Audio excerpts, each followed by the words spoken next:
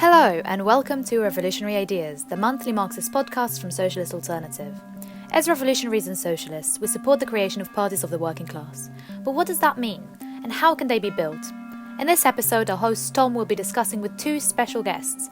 Anna Barnett is a US activist and a member of Socialist Alternative's sister organisation in Philadelphia, also called Socialist Alternative.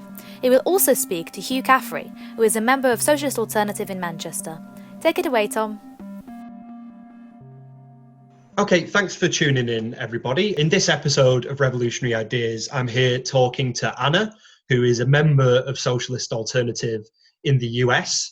And we're talking specifically now about the election result that has completely exposed just how much opposition there has been to Trump through his time in office. But also, we really need to think as well as socialists about what is the way forward for movements of the working class, for the socialist movement and the left going forward now that Biden is set to take over the presidency.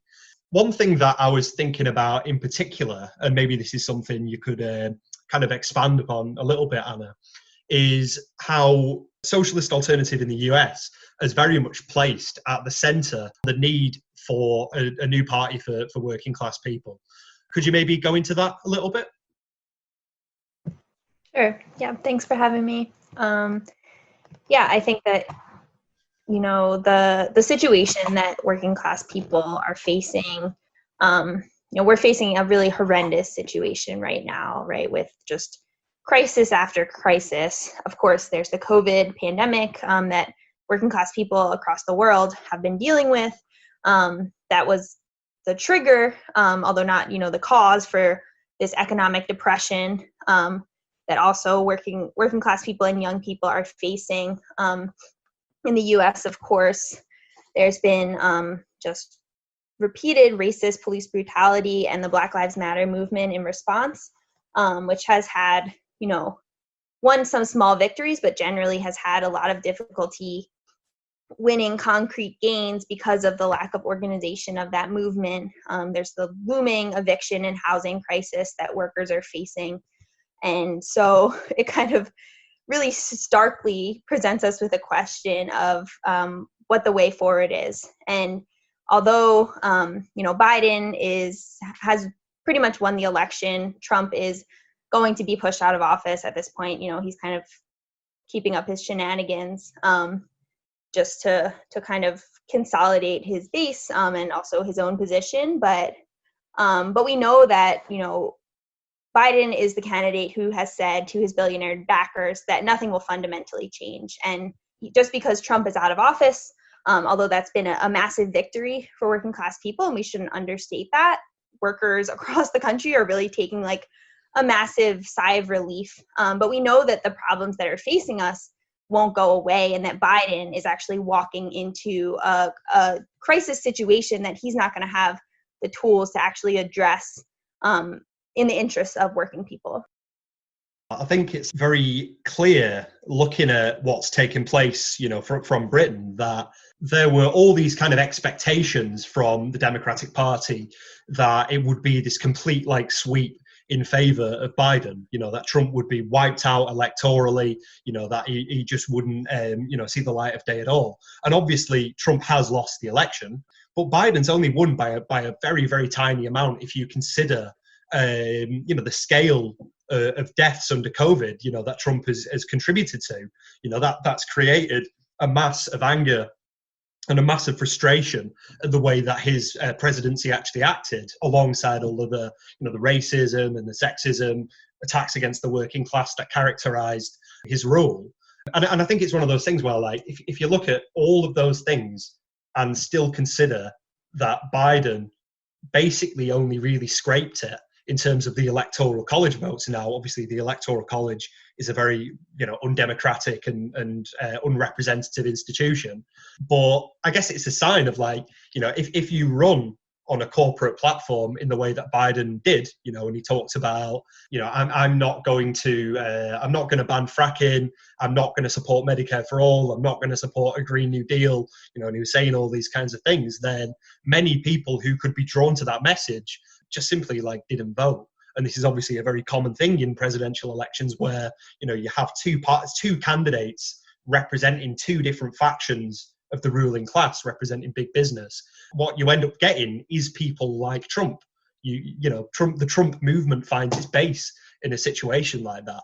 So that's obviously something that we have to understand as well when we talk about the need for a party of the working class. How this complete like impasse just gets nowhere. This whole thing of lesser evilism.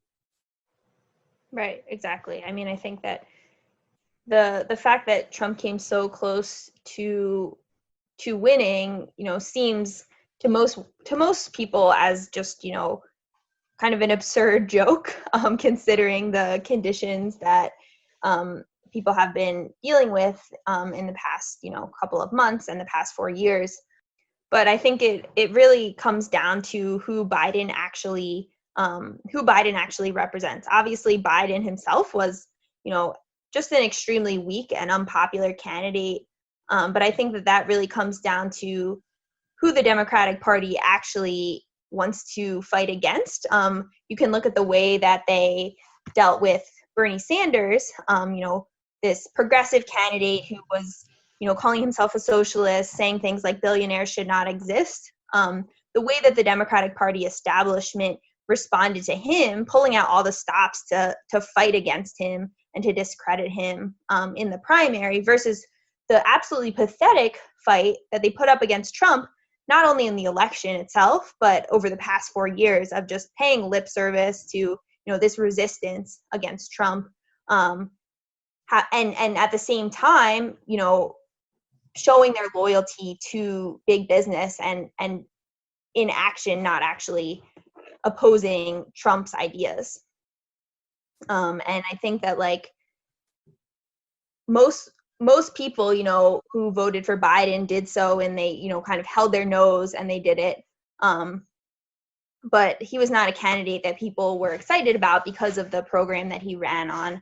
Like you said before, huge numbers of people actually don't vote and didn't vote because the politics that working class people are interested in are not being presented by either major party, not by the Democrats or the Republicans. And that kind of is why in our material, Socialist Alternative does really stress the need for our own party to be able to fight, not just in the streets, not just in the workplace, but to fight on the political arena, which obviously is, in general, really, hostile territory for working class people, and that we need this tool, this party, to be able to put up the strongest fight possible to win the things that we need.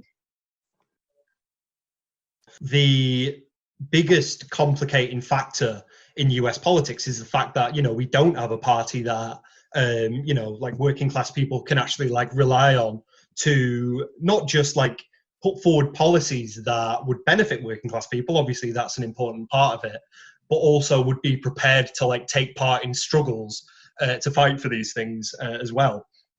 And I think, just for example, when I would say, look at the US in, back in like 2012, for example, that position of the need for, a new party representing the working class, a workers' party, to break the power of the two-party system, that would seem like a very good and very correct and very necessary position to hold. But some people would have maybe thought, well, where could that come from, essentially? One thing that's becoming clearer and clearer now is that there are all of these openings. There's the rise of things like, the Sanders campaign that you mentioned. And obviously, Sanders played a pretty terrible role in the sense that he stood back and just allowed Joe Biden to go unchallenged, essentially, when, he shouldn't have done that and he didn't have to do that. But what you really saw there was the outline of what could have taken shape as something that could have broken away from the Democratic Party, away from the real kind of like prison it represents. And you've also seen the rise of things like the DSA, the Democratic Socialists of America. And of course, there are lots of kind of debates taking place about what relationship an organization like the DSA has in relation to the Democratic Party, or what relationship it should have. But what would we say in Socialist Alternative about how a workers' party could come about?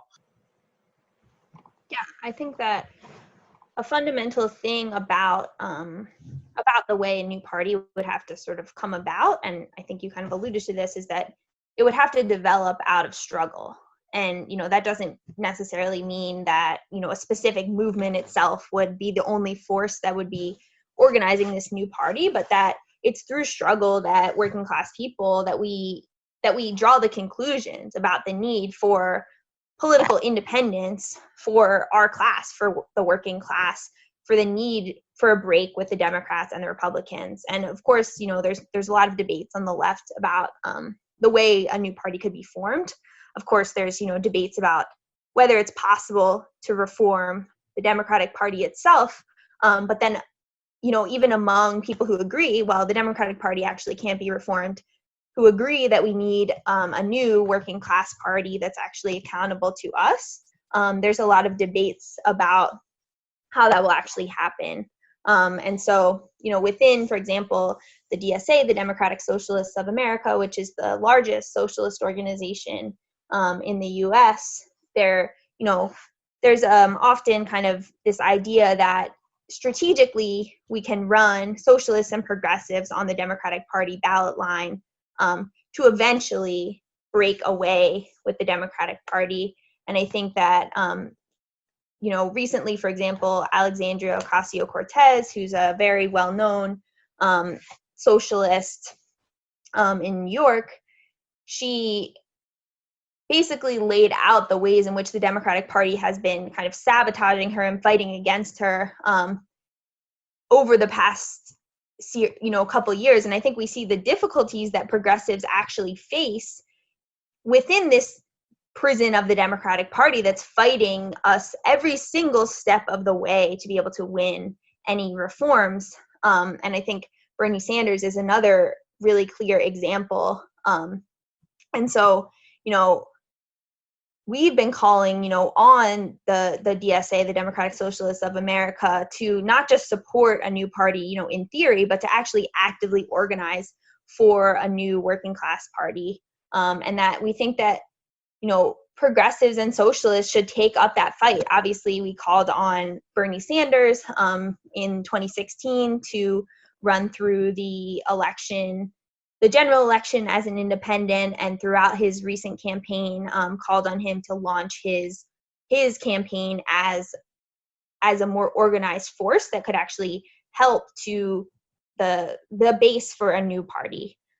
And I think that it's clear that there is openness to the need for a new party broadly, and we can look at what the base of that party would be. It would be progressive union members. It would be the huge volunteer base and donation base of the two Bernie Sanders campaigns and left activists. But it also would have to go beyond just people who are already engaged in politics and reach people who, don't vote, people who don't consider themselves Democrats or Republicans, and people who have been alienated from these two parties. And so it's kind of also a question of, well, where will the leadership of this new party come from? And I think, that is a question, and we can't just, as Socialist Alternative, call for a new party on our own, but we do try to point the way forward. And I think that our work in Seattle with Shama Sawant, our elected city councilor, sort of provides a window into what a real fighting party of the working class could achieve.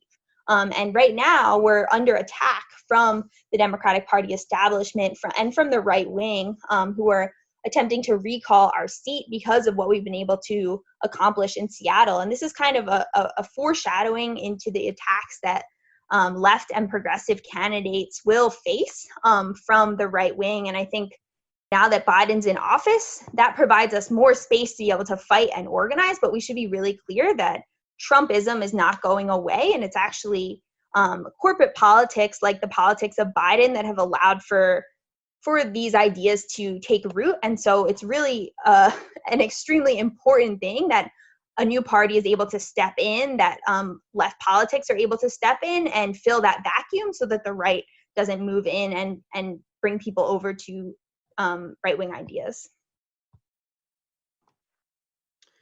One thing that is very striking to me is that there is a parallel between the situation in the US and the situation in Britain, because what has really defined things and defined the difficulties in many ways is that in the form of the Sanders movement, you have this you have this force that's fighting for these progressive policies, but it's something where he's clearly from the get-go tried to square that with his participation in a party that just isn't positioned to fight for those kinds of policies, just doesn't have avenues through which actually workers could really have any influence on how the policies of democratic politicians are formed. And really, I think there is a certain parallel with the Labour Party. Now, they are different in their history. They're different in how they were formed. The Labour Party had its origins genuinely actually as a party of the working class, albeit with pro-capitalist leadership for a lot of its history, whereas the Democrats, has never been anything other than a capitalist party. It was the party of slavery and segregation. But really, what you see in both the methods of Corbyn and Sanders is this attempt to fight for, again, these very positive reforms, these left policies, progressive policies, but within the framework of a party that is run by people who would just do anything they can to strangle new movements of the left. And really, like, what we're seeing now in Britain is the consequences of that in the form of Keir Starmer. We need to learn the lessons from the mistakes made in that period. And ultimately, it's about recognizing that us as socialists, we have a real kind of role to play in, for one, learning those mistakes and learning those mistakes in a way that points towards the direction of, a mass left party that will actually be rooted in struggle. That's not something that's going to emerge overnight. It's going to emerge through the process of building our different campaigns against attacks from the Tories, against the climate crisis, racist oppression, and so on.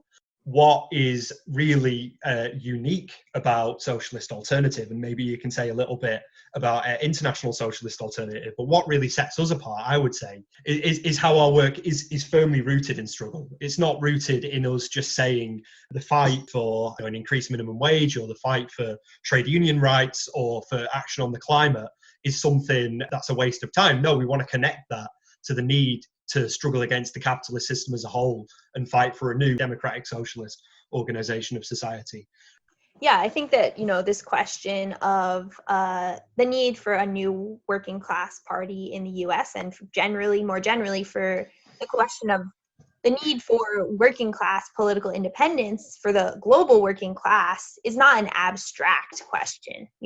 Sometimes it can seem like, oh, you guys always just bring this up again and again. And actually, it's our task as socialists to be out in the struggle, fighting for our ideas. And, I think you can look at the way that our organization was able to play a role. It was out of the Occupy movement, actually, that we ran Shama, and who was the first socialist elected representative in, I think, 100 years in the U.S. And the way that we participated in and intervened in the Bernie Sanders movements and the campaigns, not in a passive way, not just going in and, cheerleading, but also not just criticizing what we saw as Bernie's shortcomings and the shortcomings of those campaigns, but trying to actively work alongside other working class people to fight for these policies that we do agree with, like Medicare for all,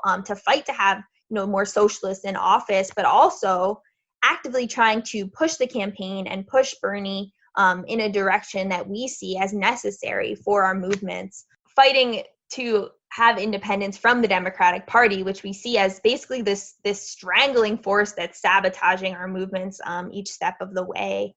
Yeah, and I'm a member of Socialist Alternative in the U.S., in Philadelphia, and we're part of the ISA, the International Socialist Alternative. And I think that being part of this international organization, we're able to draw these connections and draw the lessons, not only from the U.S., not only the experiences and the lessons of struggle in the U.S., but we can look at the processes taking place.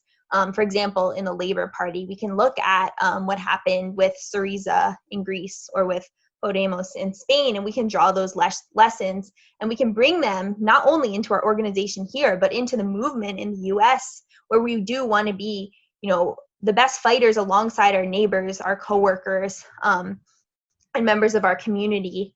And I think that being able to draw those connections and to be in solidarity with socialists who are fighting around the world not only for a new party, but also for a complete transformation of society to fight for a world that is based off human need and not profit.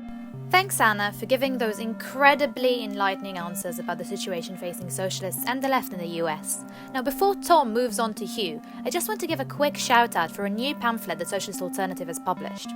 Trotsky's classic work, Marxism in Our Time, is an era-defining introduction to the topic of Marxist economics, which goes into the nature of capitalist crisis in his day. Now, we have reprinted it to bring those ideas into the 21st century, with a special introduction from us about why the ideas of Marxism still hold their power today. If you would like to get your copy, then please just click on the link in the description box. Or you can also send an email to socialistalternative1@gmail.com, and we will get one posted to you. Cost is £3 plus postage. Now, without further ado, I will bring Tom back in.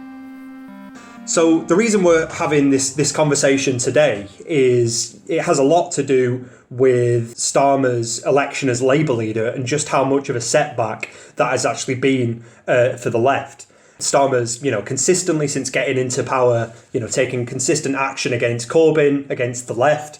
The most recent decision was to suspend Corbyn completely from the party. And now that he's been readmitted, it's been revealed that because of Starmer's direct interference, Corbyn's not actually allowed to sit as a Labour MP. So very clear that Starmer's trying to make Labour a safe pair of hands for capitalism again, a party that can defend the interests of capitalism.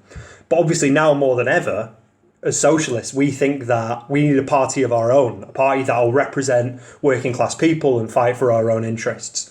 So I guess to start off here, why was it, do you think, that the Corbyn movement was actually defeated inside Labour? And could the goal of a workers' party have actually been achieved under Corbyn, or was it bound to fail? What do you think? Yeah, thanks, Tom. I think we should always be optimistic and we should see what was possible, not only what unfortunately transpired. At one point, Labour was the largest political party in Western Europe with over 500,000 members. We saw during the 2017 general election campaign the outline of a mass left election campaign, with Jeremy Corbyn addressing some gigantic rallies around the country, thousands of people turning out on council estates in small towns as well as in city centres to hear Corbyn's proposals for a left-wing alternative to endless Tory austerity. And that shows what could have been done. What Starmer has done is to attempt to beat Corbynism to death within the suffocating confines of Labour Party structures that are largely unchanged since the era of Tony Blair. What was showed possible during 2017's general election campaign is that it could go far beyond that in terms of the movement around the ideas that Corbyn put forward, but also the movement to change the Labour Party. Now, had that 500,000 people been organised and mobilised, had those much greater numbers, those hundreds of thousands that came to those rallies to hear Corbyn speak, had they been organised and mobilised, had the latent power of the trade union movement with nearly 7 million members and hundreds of thousands of activists, had that been mobilised, then frankly, what would Keir Starmer have been able to do? It would have been of the same ilk as Owen Smith's infamous and ridiculous rally in Liverpool, which was confused with the queue for an ice cream van because there were more people wanting ice creams than wanting to listen to some right-winger that no one cares about and is interested in. And so the balance of forces inside Labour but also outside Labour was overwhelmingly in favour of the left, and the tragedy is that was never capitalised on. After the 2017 general election, we saw the leadership of the left in the Labour Party and Momentum's leadership around John Lansman and some of the other prominent figures at the summits of the Labour Party bear the overwhelming majority of the blame for this. That potential was never consolidated into a fighting, active, mass left party. That's what was needed, that's what was possible, that's what we wanted to see, and that's what we've argued for in more recent months and years as well. But it's what wasn't done. And therefore, tragically, the initiative remained with the right, and we saw the right consistently undermine Corbynism every day, not just in the Labour Party, not just within the Labour movement, but in public, on the TV, on the radio, on social media, in the news. We saw them at every single step attempt to undermine the left, attempt to drive left-wing members out, attempt to paint Corbyn in the most unflattering light possible. In other words, they didn't just sabotage the 2019 general election campaign, which we know now, they organised and consciously sought to deliver the British public into the hands of the Tories yet again. But they systematically worked over 2 years to undermine Labour having any chance of winning that general election. That's what we were up against. Now, frankly, that was blindingly obvious to anybody that was involved on the left or in the Labour Party. And the left refused to conduct the campaign that was necessary to defeat the right. And what do I mean by that? That 500,000 members should have been mobilised into meetings. They should have been mobilised into votes for left candidates, not just in a turn out the vote way, but in an active campaigning way, engaging with the rest of the membership, engaging with the public, engaging with the organised working class, engaging with all the campaigns and movements against oppression, climate change and so on that we've seen in recent years. Had that been done, you would have had an irresistible force, and the right would have turned out to be very far from an immovable object. And sadly, none of that was ever done. And therefore, Corbynism went into the 2019 general election on its knees, and Keir Starmer has since delivered the coup de grace with the hammer to the head of attacking the left, suspending Corbyn, and the witch hunt that's now developing at the left throughout the Labour Party. Yeah, no, I think you make some really good points there, Hugh, about how fundamentally what the Corbyn movement was about was fighting to try and transform the Labour Party into something that could at least begin to represent the interests of working class people, but it was the failure of the movement's leadership to kind of play any role in broadening that movement out into something that can actually challenge the position of the right inside the party. And the result of it has been, allowing the right to set the agenda. What we now have are some very unfavourable consequences of that the left and the socialist movement has to deal with. But this is quite a funny thing as well, isn't it? Because Corbyn was obviously elected as leader of a party that certainly didn't have a reputation as a party of the left. It didn't have a reputation as a party that represented working class people. Corbynism came after a period of Blairism in control of the party. And what we're seeing now is clearly, this very concerted push to turn it back into a party that, Tony Blair could consider himself to be proud of. But the Labour Party wasn't always like that, was it? I mean, when it was founded, it was set up as a very different type of party, and actually a party designed to challenge the Tony Blairs and the Keir Starmers of that day, of that age. I'm just wondering if you could kind of say anything about that as well, a little bit more about that. Yeah, absolutely. Labour was founded on the idea that it was necessary to have a distinct grouping in Parliament that would advance Labour interests. Labour in the sense of the labour of working people. So it was founded very much as a workers' party. That was the idea. Now, that was always, at the summits at least, an electoral project. This was the idea of a distinct grouping in Parliament. And the idea was that it would repeal some particularly oppressive legislation and judgments that had been carried out by the courts and Parliament against the trade union movement. That was the idea. And, it succeeded. Within a few years, the Liberal government of the day, which is where you would have found the Starmers and the Blairs, although frankly of a far higher intellectual calibre than any of the degenerate remnants of the Labour Party right wing we might see embarrassing themselves on the telly today. The Liberal Party of the day introduced the beginnings of the welfare state, repealed various retrogressive judgments and legislation, and basically fell over itself to pretend to be a party of the working class in order to try to head off the electoral growth of Labour as it began to become a threat to the parliamentary politicians of the day. And this is because not of the talents, by and large, of the Labour MPs of the day. They were always a very mixed bag, and they always included the would-be traitors as well as the would-be fighters. We only have to recall Ramsay MacDonald, Tony Blair's role model, one of the leaders of the right wing of the Labour Party, that clique that MacDonald came to head around the national government in the 1930s, was absolutely there from the start at the summits of the Labour Party from 1900 onwards. But what was more important than that is that it was based on the trade unions, it was based on the left, it was founded as a federation of trade union organisations and left organisations, and wasn't only a national lash-up with the aim of running candidates in elections. It developed at a local level where you would have local Labour parties that would be alliances of all of those organisations and anything else that wished to affiliate as well in terms of other progressive campaigning organisations, whether or not they had a national link with Labour. And that enabled it to play a campaigning role on the ground.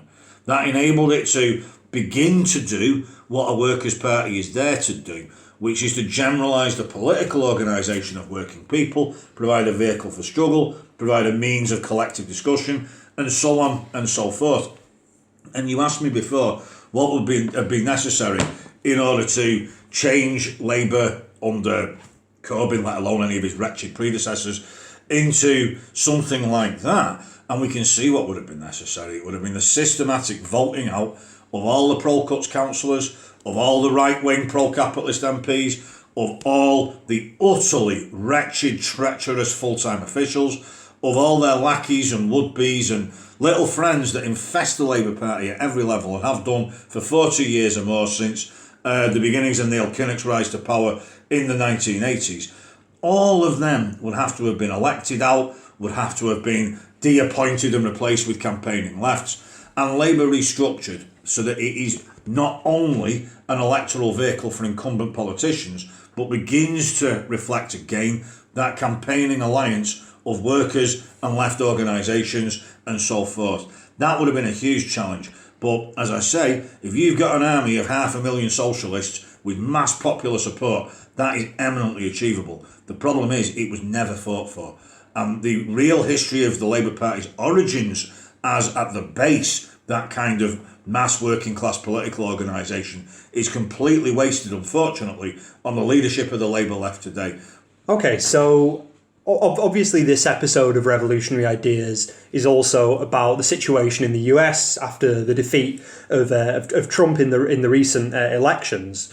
As a result of that election, a lot of people are going to begin to think, well, we've got to get organised to defend the interests of working people against, now a democratic presidency, who will very rapidly disappoint the hopes of a lot of workers in the US when he, proves himself to be just another corporate president of the country in the way that, Obama did when he was president and the way that he betrayed the hopes of millions of working class people as well. And I guess in the US, because I was talking to Anna about this earlier, it takes a very different form as well, because in the US, you have the Democratic Party, which, in many ways doesn't actually function like a party. It's more just kind of like an electoral machine to get capitalist politicians elected. So one thing that, we raise very clearly by our fellow thinkers in the US is the need for, a new party of the working class, a new mass party of the left, like you've been saying,